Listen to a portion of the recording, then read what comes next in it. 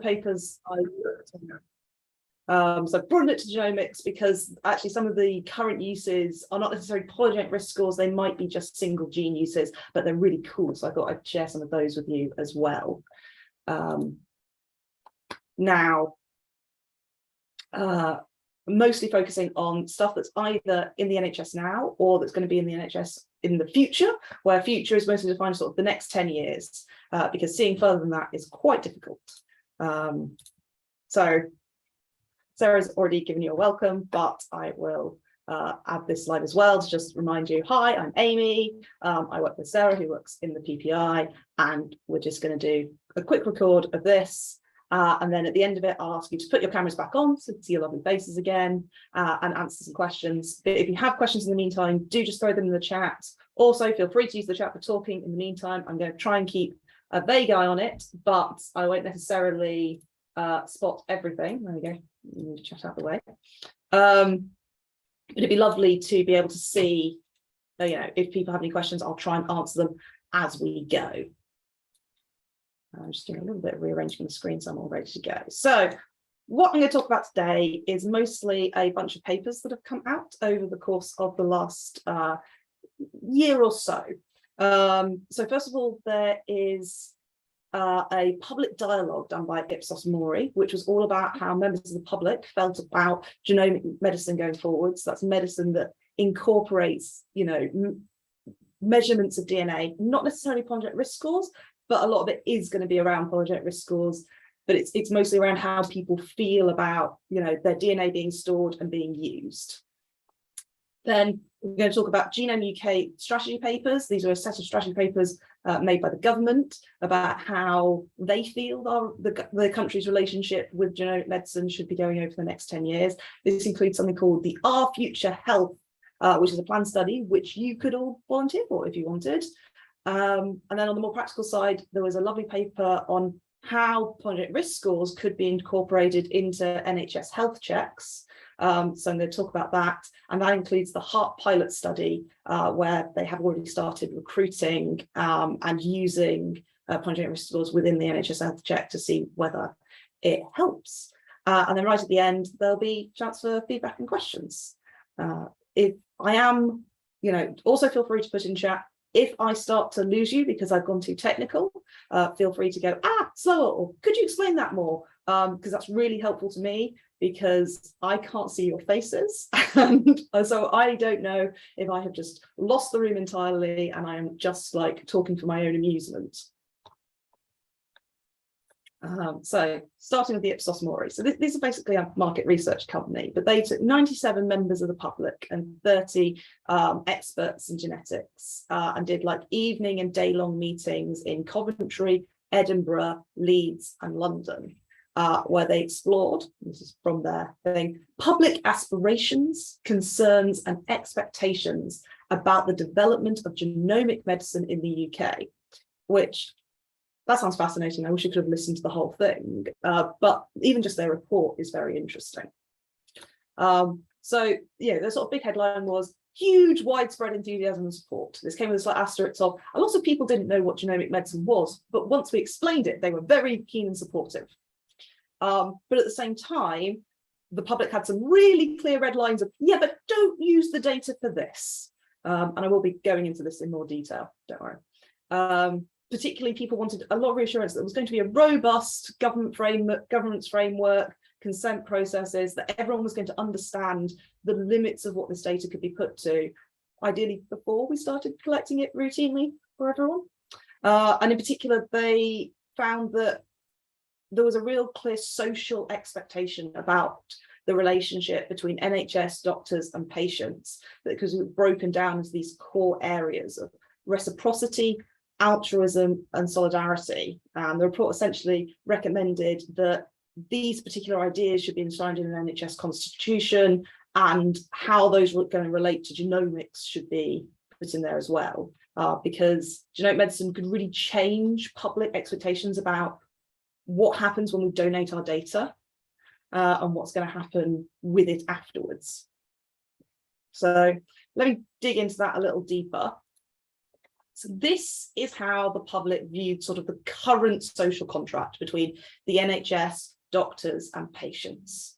And they sort of put it into three areas. So I'll get my laser pen up. So the first one, reciprocity. So this is all to do with people both give and they get.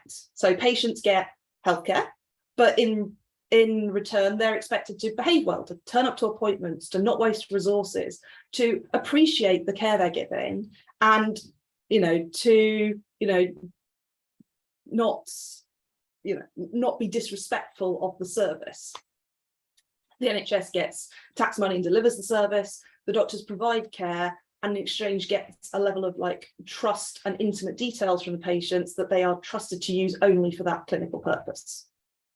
Then there was altruism, which is more the things you do that only benefit other people. So things like patients donating blood, volunteering for research, letting ambulances through traffic, even if you also have somewhere important to go, because that doesn't benefit you in the moment, but everyone doing that benefits everyone. And then the NHS, the altruistic side is that it's free at the point of delivery. They're not denying emergency medical care to anyone. And that, doctors, give the best of themselves to their work, that they are providing high quality diagnosis, high quality treatments. And finally, there was solidarity. So this meant that, we pay through our healthcare through taxation, and we accept a level of high taxation in order to get that healthcare. We follow healthy life advice, to, among other things, reduce that public health burden on everyone. The NHS is expected to triage resources to where they do the most good, not to the most important person that comes in, or the most rich person who comes in. It goes to the place where priority is done based on clinical need. And finally, doctors treat all their patients equally and with respect. Now, there's two big blanks at the side of this diagram, and that's because there was no real view in terms of how the public viewed the social contract with the NHS now, of where researchers fit in. We don't have to do anything, apparently. Nice. Or where commercial interests fit in. They felt, no, neither of those things have anything to do with the NHS as it is now, which is not strictly true, but it was their view of the matter. But once you introduce genomics into the idea, the public's views of that contract started to change. So firstly, it added some things to the social contract that don't quite fit into these three core groups. So if we think about reciprocity and altruism, sending in your genetic data doesn't quite fit into either of those, because in order to be able to analyze someone's genetic data, we need huge databases donated by loads and loads of people. So on one hand, the giving of data to genetic research is very altruistic. It doesn't benefit you in the moment. There's no immediate benefit. But at the same time, creating these databases does have a large reciprocal benefit to possibly you in the future, families, descendants. And people felt there should be an increased expectation on people to donate, because there wouldn't be that immediate reciprocity and feedback, but that there should also be increased rewards back to the donors in terms of what their data is going to do. Similarly, data can be used, once you've donated your data, it can be used both in research and clinical care at the same time.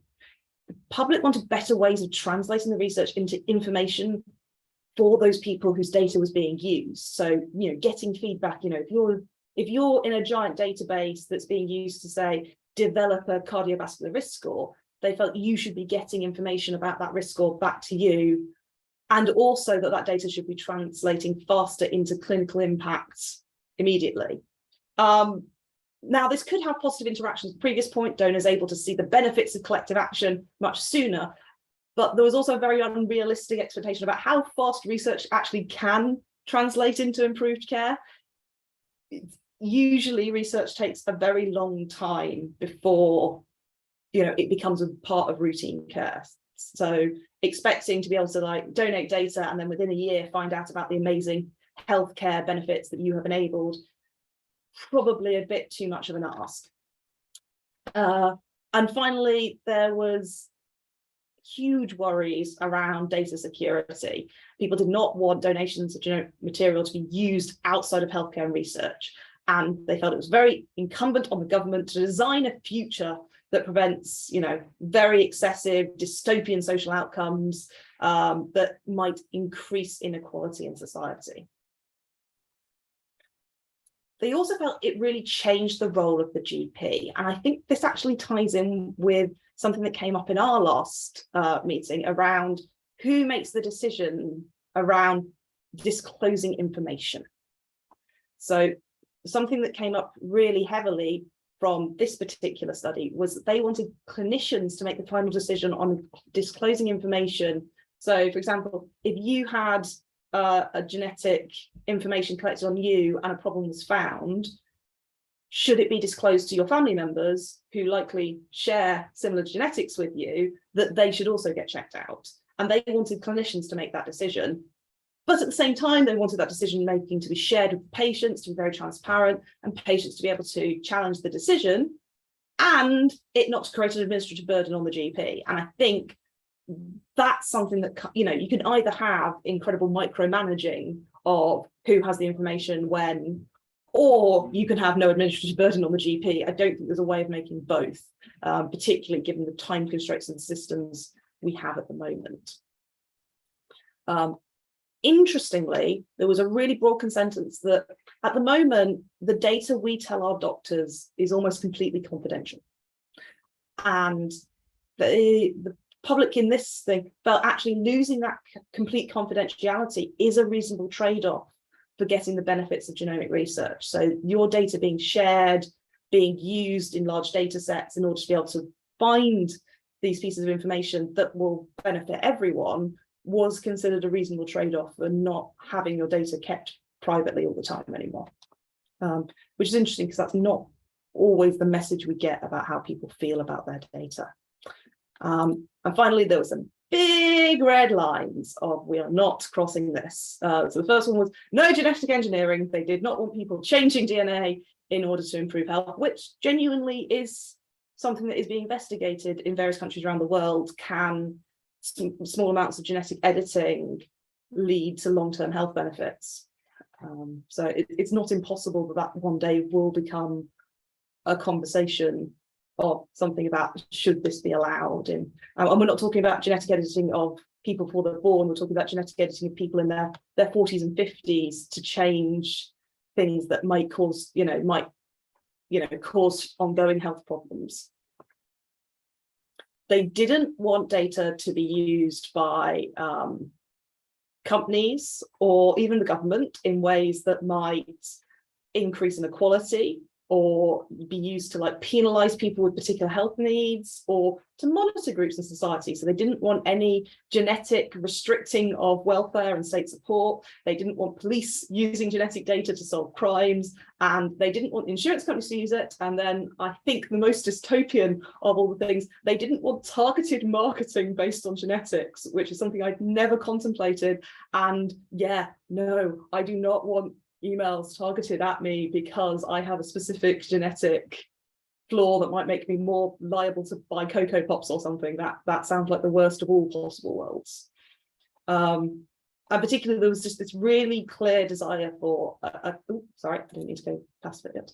A really clear desire for a sort of robust framework where we need something in place to make sure we don't end up encroaching into that space where there's a clear consent process, it's clear what's going to happen to the data, and it's clear that someone's thought through how to just stop these things snowballing, because it seems like a good idea in the moment. And on the note of insurers, I will also mention there is already a code of practice for insurers on how they're allowed to use our genetic data, where they're only allowed to use it if a specific test has been permitted explicitly by the code, and if the sum exceeds a financial limit that's been set out in the code. And currently, this can only be done for Huntington's disease if it's life insurance and if more than £500,000 worth of cover is asked for. Theoretically, it could be done in critical illness and income protection, but no specific tests have been approved. for use there, not even Huntington's disease. And all other sites of insurance, it's absolutely no, doesn't matter how much money they're asking for or what it is, it can't use genetic data at all. Now, why there is an exception carved out for Huntington's disease and life insurance, I don't know. But the fact that they have thought through what the financial limits in critical illness protection and income protection would be suggests that at some point they might alter this to include other diseases. Yeah, it's not clear what would cause a change in this code of practice. And obviously this code of practice is not law. We don't have any specific laws that stop insurers. It's just this code of practice that holds them to what they're going to use. Okay, so that's what the public, well, a selection of the public thought about how genomic research could go. Now let's talk about how the government thinks genomic research can go. So Genome UK was a government policy write-up on how essentially the government, the NHS, research and technology will be increasing the use of genomics in the next 10 years. The aim here is, according to them, to create the most advanced genomic healthcare system in the world in 3 areas: diagnosis, prevention, and research. Now, I'm not going to talk about the research section too much because I'm mostly focusing this talk on the use of genomics practically in the NHS. But I will talk about the diagnosis and prevention bits because I think they contain some really interesting ideas. So the diagnosis aims over the next 10 years, very much around the specific illnesses. So there was a large section about cancer, about the benefits of DNA sequencing after diagnosis to allow you to target therapies for specific cancer types, to get specific, ideas on how bad this cancer is going to be compared to other subtypes, and also with the possibility of detecting relapse earlier via blood tests and genetic testing of that blood.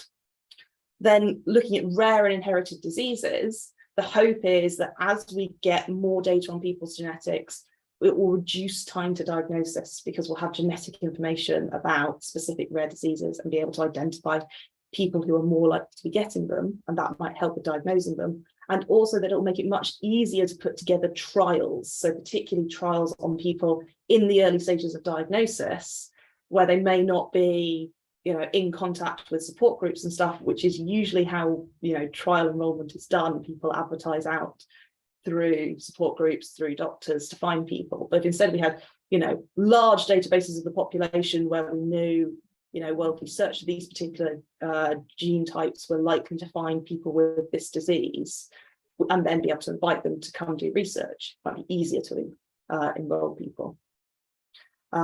And then there is a word I can't pronounce that basically means, can we use genetics to predict how drugs will react in people? And the answer is yes, but with, a qualification of it's not magic. It's not going to be like, you give them a drop of blood and they will say, yes, you should be taking paracetamol for this. It will be more like you give them a drop of blood, wait a couple of weeks, and they'll come back with, well, for this particular long-term health condition, we think there's a 5% chance of more side effects with this drug than that drug. So try that drug first and see how it goes. And as a person who's taken lots of drugs and had lots of side effects, I will take a 5% improvement. I would take a 1% improvement on just what might be a better first drug, rather than just randomly sort of going, well, we'll try this one and that one, that one. And finally, and I think probably something most people in this group are aware of the last 2 years, genetics can be used with infectious disease in order to track outbreaks, in order to look at who is likely to be most vulnerable to infectious disease, and also to support new vaccines for disease. All of which I'm sure we can understand the benefit of. And then there's the prevention aims in the next 10 years, which sort of break down into sort of 3 age-specific areas, I'd say. So first of all, there's newborn screening, and the idea here is they could genetically screen all babies at birth and use that as predictors of their future health to identify rare diseases. And there are, at the moment, the plans not so much to roll this out nationally as to do some trials to study, well, what are the opportunities, what are the risks, what are the ethical issues around it, and whether we can, whether it is a good idea to do this, whether the benefits are worth the risks. There is then also when people are pregnant, reproductive genomic screening. And this sort of depends on how you're getting pregnant. So one option is you can do pre-implantation genetic diagnosis. So this is if you're going through an IVF pathway, you could look at all the potential fertilized cells and say, okay, which one of these do we think is going to be the healthiest? Well, let's start with that one when we're trying to implant one. You know, there's no particular reason to choose any of these fertilized cells over each other, so we may as well pick the one that's predicted to be the healthiest. And then there's what's called non-invasive prenatal testing. And I'm not going to go into that in too much detail now because I'm going to talk about it on a further slide. And then finally, there's the bit we're familiar with, the polygenic risk score, adult screening. And the idea here was, well, if you create large databases of, you know, most people, you could start screening people by polygenic risk scores and use that to target health resources. This will come into a study called Our Future Health, which I'm going to talk about in further slides, so I'm not going to go into too much detail on that here. In particular, I wanted to highlight 3 of these because, you know, as much as this was a strategy paper for the next 10 years, not all of these things are 10 years away. There are numerous examples where genomic results are already used in the NHS. I just wanted to talk about 3 really quite cool ones. So first of all, colorectal cancer. There's some specific drugs that are used in the chemotherapy for it. And somewhere between about 3 and 6% of patients suffer serious adverse drug reactions. And I mean like hospitalization, intensive care, sometimes fatalities, because of mutations in a specific gene that mean they can't metabolize these drugs properly.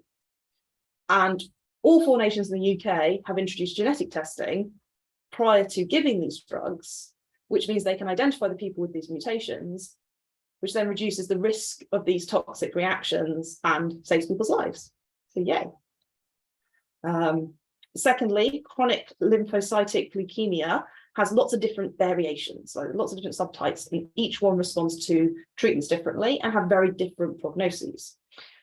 Now, the University of Oxford's Department of Oncology have created a single genetic test that basically quickly analyzes the whole genome with a sort of machine called nanopore, which is this tiny, tiny little machine that you put the sample onto it, reads the whole genome in one go. It's really fast and very cool.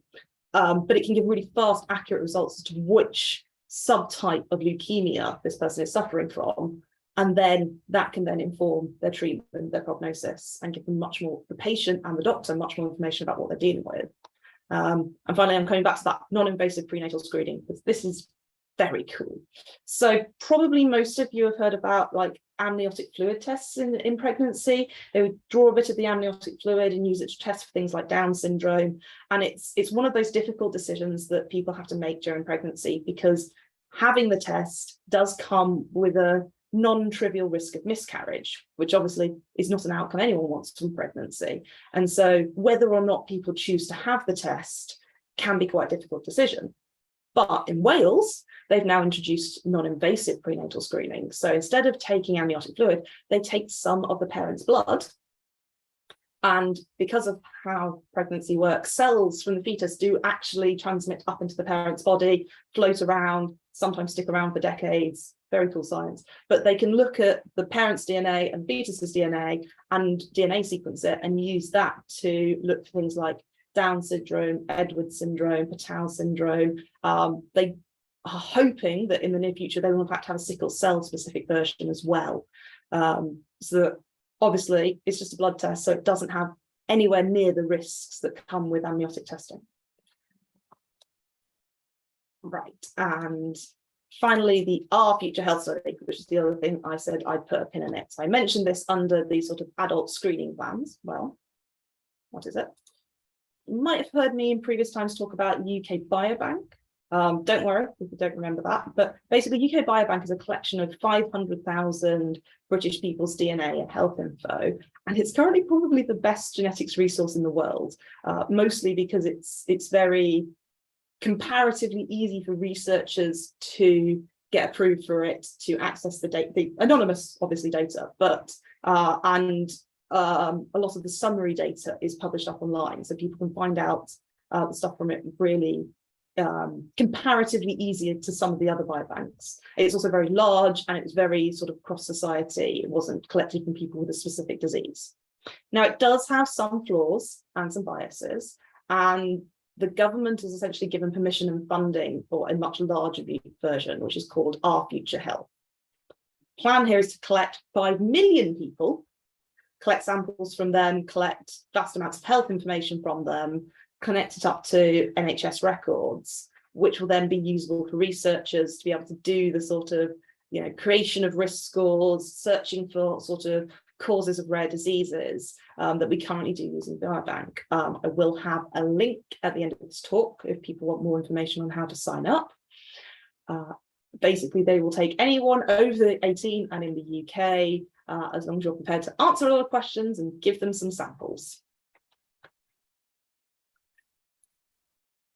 So far I've talked about stuff that's either very sort of floaty and in the future, or has been very specific, so after cancer diagnosis or during pregnancy.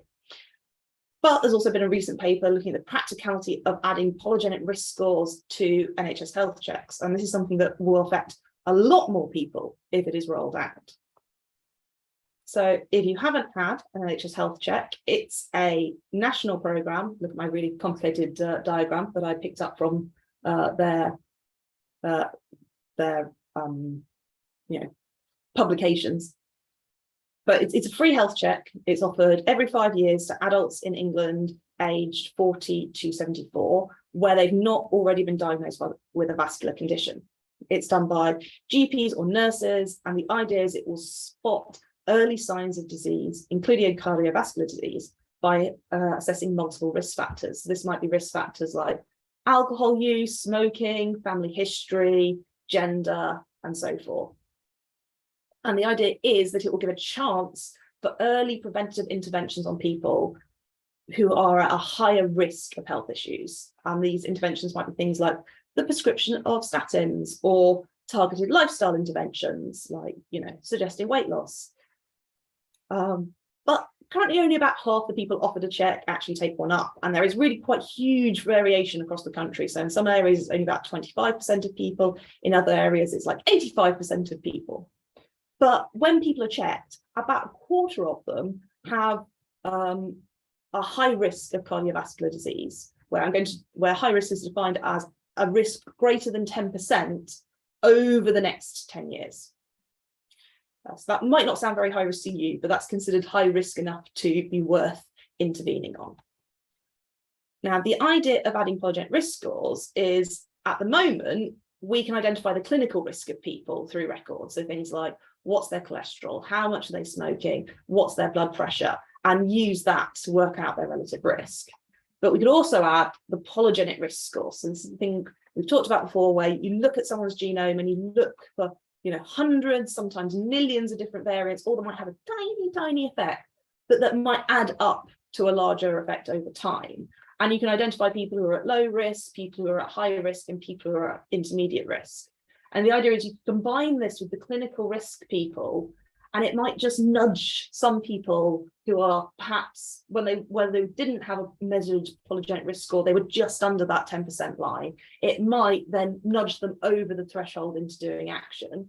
Or it might, so it's not, the idea would not be to take people who have been identified as being in clinical risk and say, no, your genes say you're actually fine. It would be more about taking the people who at the moment say are, borderline, and say, but you also have a high polygenic risk, so let's move that from borderline into the high risk and act on that. Now, the idea here is then it would identify, people who are at higher risk have actually been shown likely to have more benefit from taking statins. So if you have a high polygenic risk, it's likely that statins would have a more absolute reduction in disease risk compared to groups that don't have a high polygenic risk, which is very interesting. So there's a potential that it's going to not just identify people who are at higher risk, but people who are more able to benefit from the sort of preventions that we can offer. Now, it would also allow people to be targeted. So if we took these results earlier, because obviously our genes don't change, so you could measure us at birth, work out who's in the high cardiovascular risk category and target them earlier, both with preventative advice, but also with monitoring more early. So you might say, well, in most people we do health checks starting at 40 and do it every 5 years, but maybe we could take those people who are known to be at high risk and start at 35 and do it every 4 years. Just have a sort of slightly closer monitoring to see if problems are developing. So what's the benefits of doing this? Well, hopefully it would make for a more accurate prediction, that we'd be better at targeting the people who are actually at risk. And that would then leave us both able to risk manage them better and to perhaps get a more accurate threshold for when we should be intervening. It might interestingly cause an increase in behaviour change. People hear, oh, well, you're at high risk because of your blood pressure and because of, your cholesterol level and because of your diet. Well, they've heard those things before and they haven't changed their behaviours yet. But you're at high risk because of your genes, that's new, that's exciting. And it might actually, in the short term, cause increased behaviour change. And not just in the patients, it might actually cause behaviour change in the healthcare professionals. Now, remember I mentioned before that there's a big variation in how many people take up healthcare checks. And some areas it's only 25%, some areas it's over 80%. Now, if we knew which people were at high risk of cardiovascular disease genetically, doctors might put more weight on making sure those people came in for healthcare checks. And that in itself might have a larger impact than the actual impact of adding this to how patients behave in response. At the moment, only about 20% of the patients who go into health checks and are identified as being at high risk are prescribed a statin. This might be because the patient doesn't want to, it might be because the doctor doesn't think it's worthwhile, but there might be more weight put on doing that when you get genetics involved. Now, there are risks as well. Now, it might actually reduce how many people are willing to come in for checks, because rather than just being a bunch of information that can be collected on the day, there'd be a need to collect blood or saliva and explain polygenic risk scores, send all that stuff off for consent, wait for those tests to be run, which are more expensive than the current measures that are being done, but also will take longer. And there is that potential for bottlenecks. If everyone started doing this all at once, tests would take even longer to come back because there'd start to be bottlenecks in the lab. And so that might make people less likely to want to do the health check if it's not just something that can be done quickly on the day, but actually requires multiple appointments. And secondly, GPs will need to be able to explain this to patients. So at the moment, a patient could ask, what does it mean that my systolic blood pressure is 132? And we expect the GP to be able to answer this. Well, they need to also now learn how to answer, what does it mean that my polygenic risk score is 40? And that is not something they've currently been trained for, and something training would have to be added in for, which obviously has a cost, because if you're training GPs on that, they can't be trained on something else, or they can't be doing other bits of their job. So everything, there's no free lunch, everything always has a trade-off. So there's a big question here of, well, is it worth it? And I think the first thing is worth thinking about, well, how much benefit does the current health check system give? And it's not the best of news, to be honest. So there've been 10 large meta-analyses involving 66 separate studies. This all comes from sort of the planning for the pilot study that I'm going to talk about in a moment, laid out sort of the current evidence for cardiovascular health checks, like the ones done by the NHS, and the potential for adding polygenic risk scores to them. And the evidence in favour of them without polygenic risk scores is surprisingly weak. So there's some limited impact on proxy measures. You get a bit of a reduction in blood pressure, a bit of a reduction in cholesterol, a very, very, very, and I really want to emphasize, very small reduction in smoking, so small that it probably doesn't have a clinical impact. Some decreased anxiety about healthcare problems in the high risk groups, because it's been identified and it's now going to be actioned on, and some increase in statin prescriptions. But that's not translating into changes in number of deaths, number of cardiovascular events, diet, BMI, alcohol consumption. So it's not great. On the plus side, it's not translating into increased worry, depression, or other psychological impact in the people who are being identified as high risk. So the conclusion of the paper so far was, and this is a quote from it, minimal benefits, but also minimal harms. So there's a sort of question of, well, okay, maybe it's not helping much, but it's not hurting much. What about if we had polygenic risk scores though? That could change everything. Well, okay, they had 66 studies before, but they've only got 2 studies where they've actually included polygenic risk scores. And the hope is that, polygenic risk score may encourage increased behavior change because it's new and exciting.